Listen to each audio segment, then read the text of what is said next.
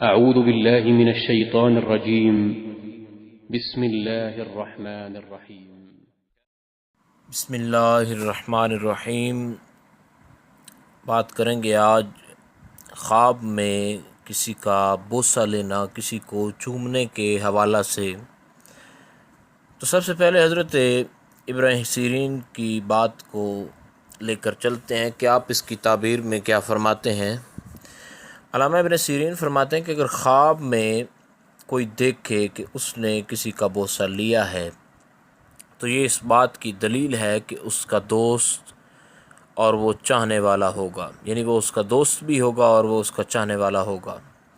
اور اگر وہ شخص نامعلوم ہے تو دلیل ہے کہ نا امید جگہ سے فائدہ اٹھائے گا، اور اگر معلوم شخص کا بوسہ لیا تو یہ اس بات کی دلیل ہے کہ اس سے خیر و منفعت پائے گا۔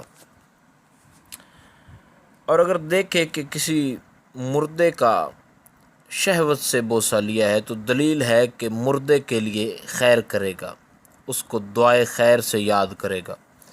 اور اگر دیکھے کہ مردے نے اس کا بوسہ لیا ہے تو دلیل ہے کہ اس کا دوست اور طالب ہوگا۔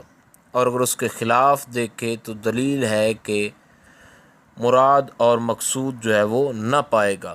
حضرت امام جعفر صادق رضی اللہ تعالی عنہ آپ فرماتے ہیں کہ خواب میں بوسہ لینے کی 4 وجہ ہو سکتی ہیں۔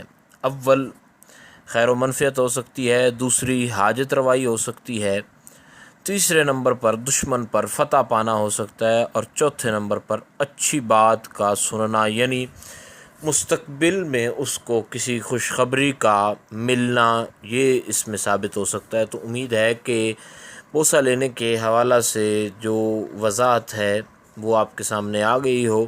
مزید اگر کوئی اس قسم کا کوئی سوال ہو، کوئی خواب ہو، تو آپ نیچے کامنٹ میں پوچھ سکتے ہیں۔ مزید اچھی ویڈیوز کے لیے سبسکرائب کریں مدینہ چینل۔ السلام علیکم ورحمۃ اللہ وبرکاتہ۔